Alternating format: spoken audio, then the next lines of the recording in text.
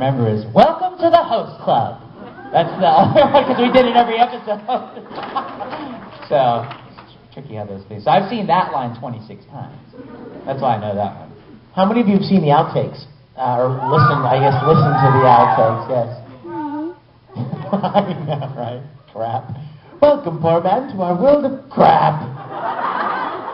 My favorite was waiting for you at the Ouran Host Club.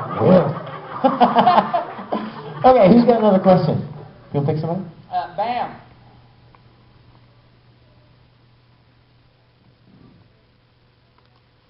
Favorite mischievous act in the host club?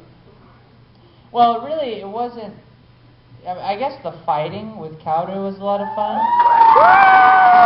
Because Caitlin's like, you got to do it all in one breath. You can't, and that scene where they're like, like that had to be all in one breath. I'm like, are you serious? How does it say you do this? And they're like, well, I guess it's just not as good. Vietnamese isn't as good as Japanese, I guess. Like, oh, my earring, my nails off, and we did it. My heels came off, but we made it happen. We made it happen. Yeah. Next question.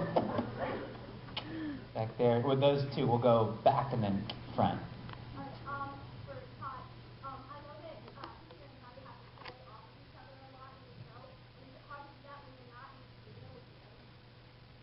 Well, if he's already recorded, it's easier because you're just in that tradition of reacting off of what's already there. My favorite times were when I could record before he did, and so that I could leave little things for him that weren't scripted.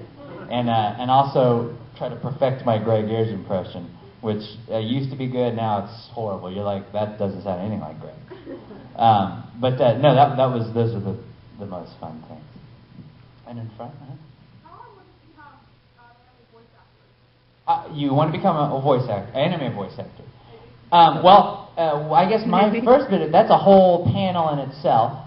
But what I would say is that don't limit yourself to just anime. I would say open yourself up to voice acting in general. And as far as like a all-encompassing kind of little wisdom-y bit of information would be train and practice and realize that you are always on, whenever you decide to become an actor, you are always auditioning. Always. Because this is such the type of business where people won't work with you if they don't like you. Or they won't work with you if you look at them wrong, or you're not nice to them in the bath. You know what I mean? It's like so weird. Like it really is. Like I work with these casting directors where it's like they didn't cast somebody because they walked past them in the hallway, never met them before, but they were going to audition for them, and they said hi to them, and that person, for a variety of reasons, for some reason, just didn't say hi back, and then they're like, well, no, I'm not casting him. Okay, you didn't say hi to me. Like it really is like that. So when you see things on like Jersey Shore and like the hills, like that kind of behavior happens. Oh, so do you see a lot of that in your travels? Oh, sure. Oh, yeah. Gulliver? Yeah, absolutely. We even talked about it some last night in my panel. But, yeah, there are a lot of reasons, why people get cast. And you don't have to spend more than about 5 minutes watching television to realize that it's not necessarily the most talented people that get cast. Yeah. So people get cast for a number of reasons, like you said, or not cast for a number of reasons. And sometimes it's completely beyond your control. I mean, they could have had some bad sushi at lunch.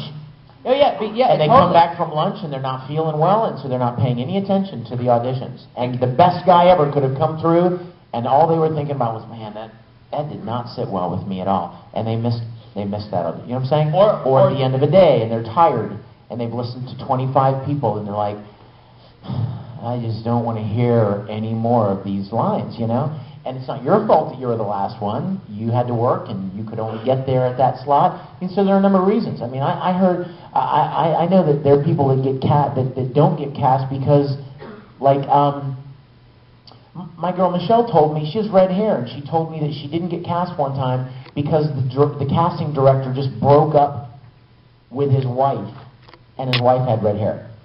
Oh. I mean, just reminded you of somebody that you don't like. They don't even have to not like you. You may remind them of somebody that they don't like. And so for any number of reasons that are completely beyond your control, you don't get an opportunity to do something, to get casting. Or there could be a delay with the, because usually when casting happens, they rent out a space if it's not their own. And the logistics of setting that up could push the whole thing back an hour. And so then they're in a mindset where they just want to hurry and get going and get going. So you as the actor miss out because they weren't prepared. So it rushes your audition, and then you don't get to, you may have been sitting there waiting for 3 hours, and then your shot is messed up by something that is totally beyond your control. So it's a lot of, you have to get used to frivolous rejection, I guess it is, like things that are beyond your control. And the best thing, when I first started out in the industry, in the entertainment industry, at first it would really bother me when I wouldn't get roles because I thought it was a personal thing against me. But then I realized that it's not 100% personal. It's more like, you know what, there are just more jobs than actors. There's a ton of jobs, there's a ton of actors. You can't book every job. Even if you are the bee's knees, you can't book every single job. It's just not possible. So you're going to miss out on jobs. There's going to be schedule conflicts. There are going to be a ton of things in all this going on. So Let's go see Bubble real quick, though. But what can you do?